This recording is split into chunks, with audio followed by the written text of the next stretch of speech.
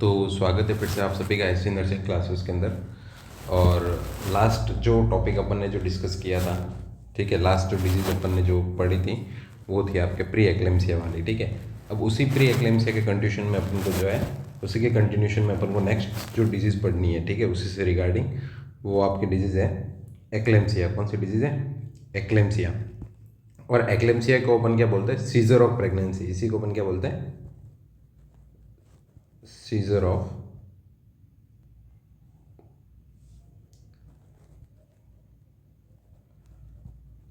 Scissor of pregnancy भी बोलते हैं, ठीक है। तो लास्ट क्लास के अंदर जो है अपन ने प्री एक्लेम्सिया के बारे में डिस्कस किया था, और आज की अपनी जो क्लास का जो टॉपिक है वो है एक्लेम्सिया या सीजर ऑफ प्रेगनेंसी, ठीक है। अब देखो एक्लेम्सिया क्या होता है कि एक्लेम्सिया जो होता है, ठीक है, वो लीड्स करता है प्री एक्लेम्सिया से, ठीक है। It leads to pre eclampsia which involves multi-organ dysfunction। कि अगर जो आपका जो प्री एक्लेम्सिया वाली जो कंडीशन थी, जो आपकी जो प्री एक्लेम्सिया वाली कंडीशन जो थी, अगर वो प्री एक्लेम्सिया वाली कंडीशन जो है वो सीवियर फॉर्म में चली जाए, कौन सी फॉर्म में? सीवियर फॉर्म में चली जाए, तो वो क्या करती है? मल्टी ऑर्गन डिसफंक्शन करती है। और उस मल्टी ऑर्गन डिसफंक्शन की वजह से जो है किसी भी फीमेल प्रेग्नेंट के अंदर जो है, जो प्रेग्नेंट फीमेल जो प्रेग्नेंट फीमेल होती है उसके अंदर क्या होता है? सीजर आने शुरू हो जाते हैं, और उसी कंडीशन को अपन क्या बोलते हैं? एक्लेम्सिया बोलते हैं, ठीक है। यह एक्लेम्सिया किसको बोलते हैं? कि प्री एक्लेम्सिया की जो एडवांस स्टेज होती है उस एडवांस स्टेज को अपन क्या बोलते हैं? एक्लेम्सिया बोलते हैं, ठीक है। इसके अलावा क्या होता है कि एक और डेफिनेशन दे देते हैं, ठीक है, कि एक्लेम्सिया, एक्लेम्सिया का मतलब क्या होता है? तो एक्लेम्सिया का मतलब होता है, एक्लेम्सिया की एक और डेफिनेशन दे देते हैं कि एक्लेम्सिया का मतलब होता है pre eclampsia plus seizure. Pre eclampsia plus seizure, कि किसी भी फीमेल के अंदर प्री एक्लेम्सिया के साथ साथ जो है उसके बाद सीजर की कंडीशन भी डेवलप हो जाए, तो उस कंडीशन को अपन क्या बोलते हैं? एक्लेम्सिया की कंडीशन बोलते हैं। उस कंडीशन को अपन क्या बोलते हैं? एक्लेम्सिया की कंडीशन बोलते हैं। अब नेक्स्ट अपन बात करते हैं सीजर। नेक्स्ट अपन क्या बात करते हैं? सीजर। नेक्स्ट अपन बात करते हैं सीजर। तो सीजर का मतलब क्या होता है? ठीक है, तो सीजर का मतलब होता है involuntary contraction of voluntary involuntary contractions of voluntary muscles, यानी कि ऐसी मसल्स, ठीक है, ऐसी मसल्स जो कि क्या है? वॉलंटरी है, आपकी इच्छाओं के कंट्रोल में, उनका भी क्या होना? इनवॉलंटरी कॉन्ट्रैक्शन या मूवमेंट होना, उसको अपन क्या बोलते हैं? सीजर बोलते हैं। उसको अपन क्या बोलते हैं? सीजर बोलते हैं, ठीक है। तो ये तो हो गया कि आपके एक्लेम्सिया होता क्या है, ठीक है, एक्लेम्सिया की डेफिनेशन क्या होती है या सीजर की डेफिनेशन क्या होती है, ठीक है। अब किसी भी प्रेग्नेंट फीमेल के अंदर जो है सीजर आने के कॉज क्या होते हैं, ठीक है, किसी भी प्रेग्नेंट फीमेल के अंदर जो है सीजर के आने के कॉज क्या होते हैं, सीजर क्यों आता है, ठीक है, उसके कॉज क्या होते हैं, ठीक है, उसके कॉज या उसके कारण क्या होते हैं, ठीक है। तो उसके लिए जो है हमेशा जो मेन जो इम्पोर्टेंट कॉज होते हैं वो पहला हो सकता है ब्रेन का हाइपोक्सिया। क्या हो सकता है? ब्रेन का हाइपोक्सिया या सेल्यूलर चेंजेस इन न्यूरोलॉजिकल और ब्रेन सेल्स। या तो ब्रेन का हाइपोक्सिया होना, उसकी वजह से क्या होता है किसी भी फीमेल के अंदर सीजर आते हैं, या cellular changes in the neurological और द ब्रेन सेल्स। तो मैंने क्या बताया कि जब प्री एक्लेम्सिया सीवियर होता है तो वो क्या करता है? लीड्स करता है मल्टी ऑर्गन डिसफंक्शन, यानी कि बॉडी के बहुत से ऑर्गन क्या हो सकते हैं? डिसफंक्शन हो सकते हैं, डैमेज हो सकते हैं। और उस डैमेज होने की वजह से आपके ब्रेन के पास टाइम पे क्या है? ऑक्सीजन नहीं पहुंच पाएगी, न्यूट्रिएंट्स नहीं पहुंच पाएंगे, उसकी वजह से ब्रेन सेल्स के अंदर क्या होता है? हाइपोक्सिया होता है, और क्या होता है? ब्रेन सेल जो है वो डेड होने लगती है, ठीक है। और उनके डेड होने की वजह से, न्यूरोलॉजिकल चेंजेस होने की वजह से उस फीमेल के अंदर क्या देखने को मिलता है? सीजर देखने को मिलता है। और सीजर वाली स्टेज क्या कहलाती है? एक्लेम्सिया कहलाती है। क्या कहलाती है? एक्लेम्सिया कहलाती है। ठीक है, अब हो गए अपनी डेफिनेशन और कॉज।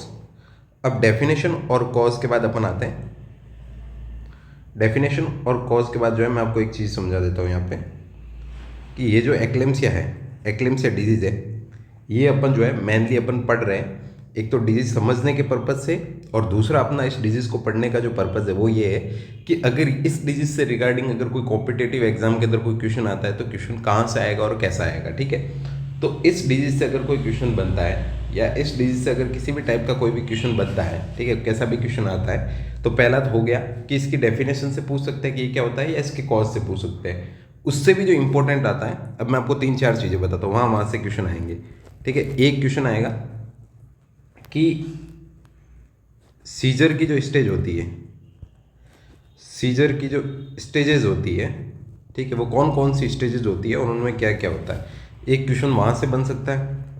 दूसरा क्वेश्चन बनेगा कि जब किसी भी प्रेग्नेंट फीमेल को सीजर आते हैं, ठीक है, एक्लेम्सिया के अंदर सीजर आते हैं, तो उस सीजर वाली कंडीशन के अंदर जो है आपका प्रायोरिटी मैनेजमेंट क्या रहता है, आपका प्रायोरिटी मैनेजमेंट या उस सीजर को मैनेज करने का मेथड क्या रहता है, उस सीजर को मैनेज कैसे करते हैं। ठीक है, ये हो सकता है। इसके अलावा लास्ट रहेगा कि ड्रग ऑफ चॉइस कौन सी होती है, डीओसी कौन सी होती है, किसकी, एक्लेम्सिया की, एक्लेम्सिया की ड्रग ऑफ चॉइस कौन सी होती है। ठीक है, फिर नेक्स्ट क्वेश्चन यहाँ से रहेगा कि जब इसकी ड्रग ऑफ चॉइस पढ़ेंगे, ठीक है, तो इसके अंदर MgSO4 की थेरेपी आती है, जो कि अपन ने किसके अंदर पढ़ा था, प्री एक्लेम्सिया के अंदर पढ़ा था। तो उसी MgSO4 से रिगार्डिंग क्वेश्चन जो है वो इसमें भी रिपीट होते हैं। तो वही MgSO4 से रिगार्डिंग उसका थेरेपेटिक लेवल क्या होता है, ठीक है, इसके अलावा अगर टॉक्सिसिटी होती है तो आपको क्या देखना है। तो ये जो 4-5 जो मोटी मोटी जो चीज़ें हैं, इनके बारे में अपन जो है एक्लेम्सिया के अंदर क्या करेंगे, अच्छे से डिस्कस करेंगे। ठीक है, तो अब डेफिनेशन हो गया, कॉज हो गया, कॉज के बाद नेक्स्ट आते हैं stages of the seizure, stages of the seizure और conversion, stages of the seizure और कन्वर्जन, स्टेजेस ऑफ सीजर और conversion, stages of the seizure और द कन्वर्जन। तो कितनी स्टेजेस होती है, तो मेनली जो स्टेज होती है वो 3 स्टेज होती है, और उसके साथ ऐड होके एक चौथी स्टेज आती है जिसको अपन कॉमा स्टेज बोलते हैं। ठीक है, तो देखो सबसे पहली स्टेज, पहली जो स्टेज होगी वो होगी ऑरा स्टेज। कौन सी होती है, पहली जो स्टेज होती है वो होती है ऑरा स्टेज, पहली होती है ऑरा स्टेज। ऑरा स्टेज के बाद जो दूसरी स्टेज आती है जिसको अपन बोलते हैं टॉनिक स्टेज, कौन सी होती है, टॉनिक स्टेज होती है। और तीसरी जो स्टेज होती है जिसको अपन क्या बोलते हैं, क्लोनिक स्टेज, कौन सी होगी, क्लोनिक स्टेज बोलते हैं। कौन सी स्टेज बोलते हैं, clonic stage. Tonic stage, clonic stage और ऑरा स्टेज, ये 3 स्टेज होती है। और चौथी जो होती है वो कौन सी होती है, कॉमा होती है, कॉमा वाली स्टेज होती है। ठीक है, अब बात करते हैं अपन, सबसे पहले बात करते हैं अपन ऑरा स्टेज। ऑरा के अंदर क्या होता है, तो ऑरा का मतलब क्या होता है, ठीक है, तो ऑरा का मतलब क्या होता है कि feeling of the upcoming seizures, क्या होता है, फीलिंग ऑफ अपकमिंग सीजर, कि भाई मेरे को सीजर आने वाला है, ऐसी फीलिंग का आना। तो उसके अंदर क्या हो सकता है, तो उसके अंदर क्या होगा, हेलुजिनेशंस होते हैं। ठीक है, उसके अंदर क्या होता है, हेलुजिनेशंस होते हैं। उसके अंदर क्या होता है, हेलुजिनेशंस होते हैं, और आई रोल ओवर होता है। क्या होता है, आई रोल ओवर होता है, यानी कि पेशेंट को एक तो हेलुजिनेशंस हो गए और इसके अलावा उसकी आई क्या होगी, रोल ओवर होके ऊपर की तरफ चली जाएगी। ठीक है, और इसके अलावा इसका जो ड्यूरेशन होता है वो कितना होता है, 30 सेकंड का होता है। कितना का होता है, 30 सेकंड का होता है। ठीक है, तो देखो पहली स्टेज आ गई ऑरा स्टेज। पहली स्टेज कौन सी आई, ऑरा स्टेज। ठीक है, ऑरा के अंदर क्या होता है, feeling of the upcoming seizure. Aura के अंदर क्या होता है, feeling of the upcoming seizures, के सीजर आने वाला है, जिसके अंदर हेलुजिनेशंस देखने को मिलते हैं और आई रोल ओवर हो जाती है उस फीमेल की। और ये स्टेज 30 सेकंड की होती है। और जब ऑरा स्टेज आती है तो आपको क्या करना होता है, ऑब्जर्वेशंस करना होता है। क्या करना होता है, ऑब्जर्वेशंस करना होता है। ठीक है, सेकंड आती है टॉनिक स्टेज। सेकंड कौन सी आती है, टॉनिक स्टेज। देखो अब जो टॉनिक और जो क्लोनिक स्टेज होती है, टॉनिक और जो क्लोनिक स्टेज होती है, ये होती है आपकी मसल्स कॉन्ट्रैक्शन से रिगार्डिंग। किससे रिगार्डिंग होती है, आपके मसल्स कॉन्ट्रैक्शन, मसल्स कॉन्ट्रैक्शन और बॉडी मूवमेंट से रिगार्डिंग होती है, ठीक है। अब बात करते हैं अपन टॉनिक स्टेज की, ठीक है। टॉनिक स्टेज, तो टॉनिक स्टेज क्या होती है, ठीक है। तो टॉनिक स्टेज का जो ड्यूरेशन होता है, सबसे पहले ड्यूरेशन जो होता है, इसका भी ड्यूरेशन कितने का होता है, 30 सेकेंड का ड्यूरेशन होता है। कितना होता है, 30 सेकेंड का ड्यूरेशन होता है, ठीक है। अब देखो, टोन से याद रखना है, टोन से याद रखना है, इसके अंदर क्या होती है, बॉडी की मसल्स टोन चेंज हो जाती है, ठीक है। तो बॉडी की मसल्स टोन्स क्या होती है, चेंज होती है। बॉडी की मसल्स टोन जो होती है वो क्या हो जाएगी, चेंज हो जाएगी। मसल्स टोन चेंज कैसे होगी, कि सबसे पहले क्या होता है, मसल्स स्पाज्म और रिजिडिटी आता है। क्या आता है, मसल्स स्पाज्म और रिजिडिटी आता है, ठीक है। मसल्स के अंदर एकदम कॉन्ट्रैक्ट, सारी मसल्स कॉन्ट्रैक्ट हो जाएगी और रिजिडिटी आ जाएगी, ठीक है। इसके अलावा उस पर्सन के अंदर क्या देखने को मिलता है, ओपिस्टोटोनस पोस्चर देखने को मिलता है। क्या देखने को मिलता है, ओपिस्टोटोनमस पोस्चर।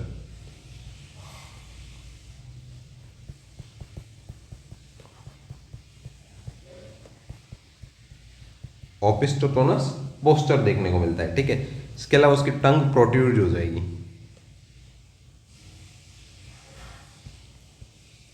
टंग क्या हो जाएगी, प्रोट्रूड हो जाएगी, यानी कि बाहर की तरफ निकल जाएगी, ठीक है। इसके अलावा क्या होता है, जॉ लॉक हो जाएगा। जॉ जो होता है वो क्या हो जाएगा, लॉक हो जाएगा। जॉ क्या हो जाएगा, लॉक हो जाएगा। मतलब उस पर्सन के अंदर जो है उसकी पूरी बॉडी एकदम एकदम अकड़ जाती है। इसके अलावा उसके अंदर ओपिस्टोटोनमस पोस्चर देखने को मिलता है, ठीक है। टंग प्रोट्रूड, टंग जीभ बाहर की तरफ निकल जाएगी और जॉ क्या होता है, लॉक होता है। अब देखो ओपिस्टोटोनमस पोस्चर क्या होता है, ठीक है।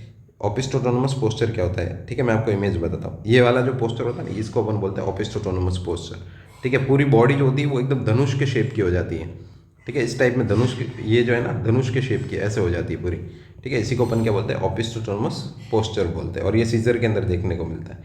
सीजर के अंदर और किसके अंदर देखने को मिलता है, जब कोई भी पर्सन जो है जिसको टिटनेस हो जाता है तो उसके अंदर देखने को मिलता है, ठीक है। अब ये तो हो गई आपकी टोनिक। टोनिक के अंदर क्या होती है, सारी मसल्स टोन्स क्या हो जाएगी, चेंज हो जाती है, ठीक है। लास्ट आता है क्लोनिक स्टेज। लास्ट कौन सा आता है आपका, क्लोनिक स्टेज आता है। लास्ट आता है आपका क्लोनिक स्टेज आता है। और क्लोनिक स्टेज जो है वो कितने की होती है, 1 से 2 मिनट की होती है। बाकी दोनों स्टेज 30 सेकंड की थी, 1 से 2 मिनट की होती है। और इसके अंदर मेनली रिस्क किसके होते हैं, टंग बाइट के होते हैं, ठीक है। मेनली रिस्क ऑफ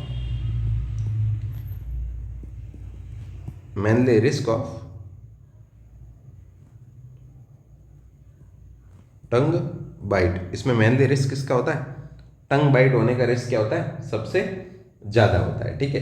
तो देखो, अभी अपन ने क्या पढ़ा कि स्टेजेस ऑफ द सीजर और द कन्वर्जन इन एक्लेम्सिया, जिसके अंदर 3 स्टेज मेन होती है, ओरा स्टेज, टॉनिक स्टेज और क्लोनिक स्टेज, ठीक है। ओरा के अंदर क्या होता है, feeling of upcoming seizures, hallucinations हो गए, ठीक है। और इसके अलावा क्या होती है, आई रोल ओवर होती है। इसके अलावा क्या हो जाएगा, उसके अंदर आई रोल ओवर होना शुरू हो जाएगी, ठीक है। ये भी 30 सेकंड की होती है। टॉनिक के अंदर मसल स्टोन सारी चेंज होती है, ओपिस्टोटोनमस पोस्चर होता है, ठीक है। इसके अलावा क्या होता है, क्लीन फिस्ट होता है, जॉ लॉक होता है, ये सारी चीज़ें देखने को मिलती है। और क्लोनिक के अंदर क्या होता है, 1 से 2 मिनट की होती है और टंग बाइट देखने को मिलती है, ठीक है। तो ये हो गया आपका स्टेजेस ऑफ द सीजर और द कन्वर्जन। तो आपका क्वेश्चन कैसे पूछेगा कि एक एक्लेम्सिया की कंडीशन वाली फीमेल आई है, ठीक है, और उस फीमेल के अंदर जो है हेलुसिनेशंस और आई रोल ओवर देखने को मिल रहा है, तो उसमें जो है वो सीजर की या कन्वर्जेंस की कौन सी स्टेज है, ठीक है। तो वो कौन सी स्टेज होगी, ओरा। अगर उसके अंदर ओपिस्टोटोनमस पोस्चर देखने को मिल रहा है तो कौन सी स्टेज है, तो टॉनिक स्टेज। अगर उसके अंदर जो है टंग बाइट हो रही है तो कौन सी है, तो क्लोनिक स्टेज होती है, ठीक है। ऐसे करके आपको क्या करना है, इसके आंसर देने। तो यहाँ से अपना पहली चीज़ कंप्लीट होगी, ठीक है। अब बात करते हैं अपन सेकंड चीज़ की। सेकंड अपने पढ़ा कि सीजर के अंदर प्रायोरिटी मैनेजमेंट क्या होता है, ठीक है। तो अब देखो, सीजर आ गए, तो सीजर के अंदर आपको क्या करना होता है, मैनेजमेंट करना होता है, ठीक है। सीजर के अंदर आपको क्या करना होता है, मैनेजमेंट।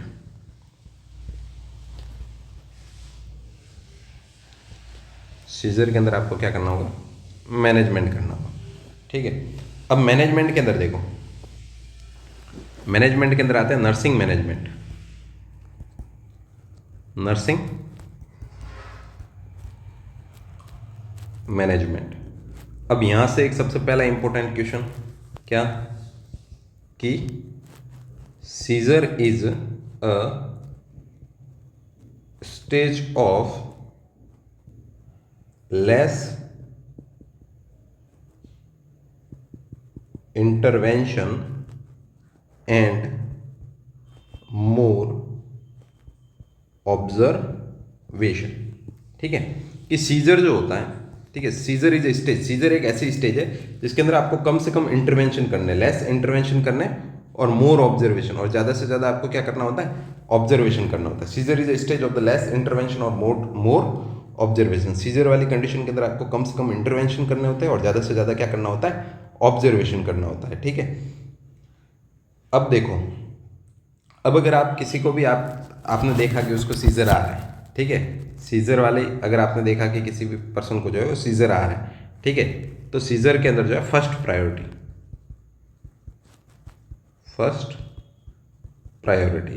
तो फर्स्ट प्रायोरिटी जब भी किसी भी सीजर वाले पेशेंट के अंदर देखने जाओगे, बहुत इंपॉर्टेंट क्वेश्चन है, ठीक है, वेरी वेरी इंपॉर्टेंट क्वेश्चन है और ज़्यादातर एग्जाम के अंदर क्वेश्चन बनता ही है कि सीजर के अंदर फर्स्ट प्रायोरिटी जो होती है वो होती है पेशेंट सेफ्टी। क्या होती है,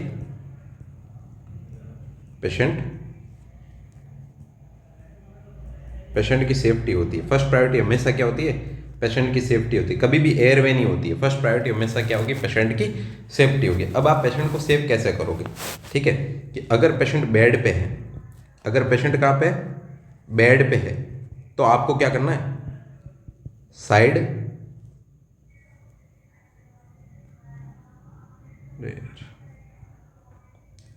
अगर पेशेंट अगर बेड पे है तो आपको क्या करनी है, साइड जो रेल्स होती है वो अप करनी है, साइड रेल्स जो होती है अप करनी है। जैसे अगर ये किसी पेशेंट का बेड है, ये अगर किसी पेशेंट का बेड है, ठीक है, ये बेड है, तो इस बेड के अंदर जो है साइड में यहाँ पे जो रेल्स दे रखी होती है पेशेंट की सेफ्टी के लिए, ठीक है, जिससे पेशेंट गिरे नहीं, तो आपको क्या करना, उनको ऊपर की साइड में कर देना ताकि पेशेंट नीचे की साइड में नहीं गिरे। तो आपको फर्स्ट प्रायोरिटी क्या करनी है, अगर पेशेंट बेड पे है तो क्या करना है, साइड रेल्स अप करनी है। ठीक है, अगर पेशेंट जो है या फीमेल जो है वो क्या है, स्टैंडिंग है, स्टैंडिंग है या सिटिंग है, कहीं पे खड़ी या बैठी है, तो क्या करना है आपको,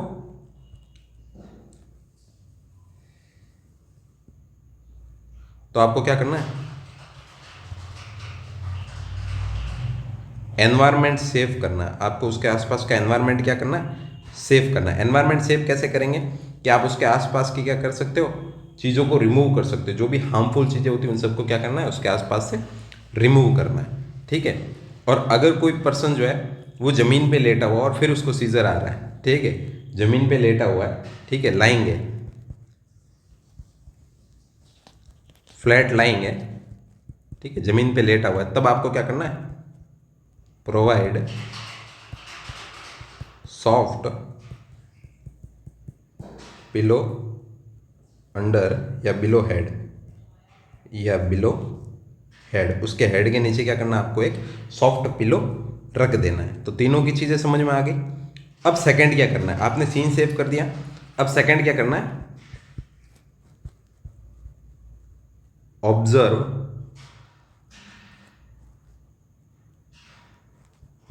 ऑब्जर्व द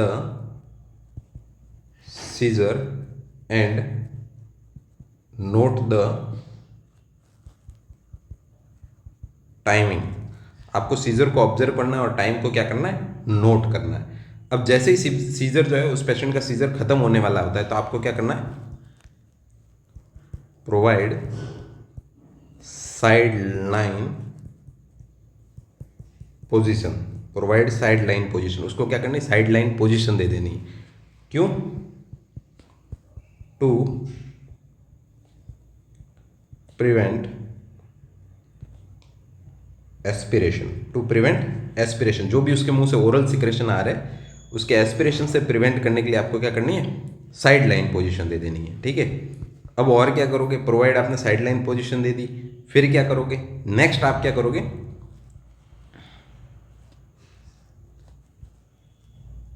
लूज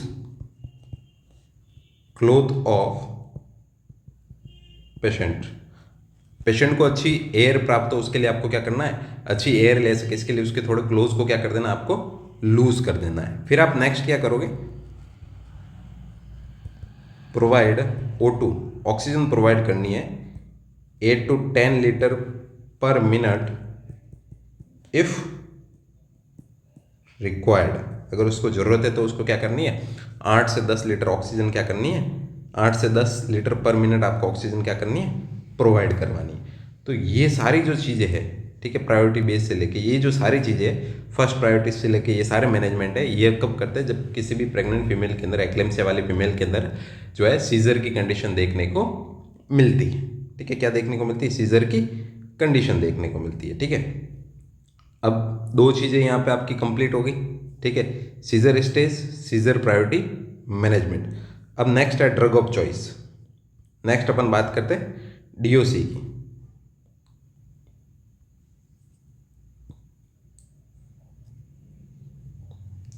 नेक्स्ट अपन बात करते हैं ड्रग ऑफ चॉइस।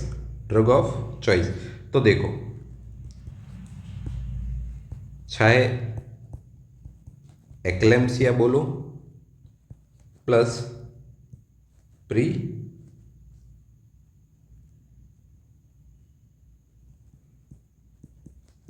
एक्लेम्सिया बोलो, दोनों की ही डीओसी जो होती है, ड्रग ऑफ चॉइस जो होती है, वो कौन सी होती है, MgSO4 होती है, मैग्नीशियम सल्फेट होती है। इसके अलावा जो है अदर मैनेजमेंट के अंदर अपन ड्रग इसमें कौन कौन सी दे सकते हैं, तो इसके अंदर जो है अपन डाइजेपाम, ठीक है, इसके अलावा फेनेटोइन, ये वाली ड्रग अपन दे सकते हैं। पर ड्रग ऑफ चॉइस कौन सी होती है, एक्लेम्सिया और प्री एक्लेम्सिया दोनों की, तो वो होती है आपकी कौन सी होती है, MgSO4 होती है। कौन सी होती है, MgSO4। एक्लेम्सिया कहो चाहे प्री एक्लेम्सिया कहो, दोनों की ड्रग ऑफ चॉइस कौन सी होती है, MgSO4 होती है। और फेनिटोइन और डाइजेपाम जो होती है, ठीक है, ये भी आप इसके मैनेजमेंट के अंदर जो है नेक्स्ट आप ड्रग के रूप में जो है ये दोनों भी आप क्या कर सकते हो, प्रोवाइड करवा सकते हो पेशेंट को। ठीक है, अब नेक्स्ट आता है MgSO4 थेरेपी, कि MgSO4 क्या होता है। ठीक है, MgSO4 की थेरेपी का उसका थेरेप्यूटिक लेवल कितना होता है, MgSO4 की थेरेपी जो है वो कब स्टॉप करनी है आपको, MgSO4 थेरेपी चल रही है तो, ठीक है, उसके अंदर कौन कौन से कॉन्ट्रा इंडिकेशंस होते हैं, तो ये सारी चीज़ें जो है वो आपको कहाँ मिलेगी, इससे पहले जो मैंने प्री एक्लेम्सिया वाली जो क्लास पढ़ाई है उसमें जाके आप देखिए, तो वहाँ पे आपको प्री एक्लेम्सिया और उसके अलावा MgSO4 की थेरेपी के बारे में पूरा पता चलेगा। ठीक है, तो आई होप आपको ये एक्लेम्सिया वाली क्लास जो है वो अच्छे से समझ में आई होगी। ठीक है, थैंक यू।